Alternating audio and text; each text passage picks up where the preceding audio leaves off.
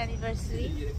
এখন সকাল কটা বাজে দেখা ঘড়িটা 11টা, হ্যাঁ 15 বাজে।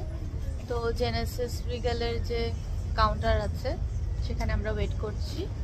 আমাদের একটা ছোট লঞ্চের মতো ক্রুজ, এটা হ্যাঁ লঞ্চ আছে, আমাদের নিয়ে গিয়ে ওই একটা ক্রুজে যাবে। তো দেখা যাক, দিনটা সুন্দরভাবেই আছে আর এয়ারপোর্ট থেকে খুব ভালোভাবেই আমরা সব ওয়েল অর্গানাইজ ছিল।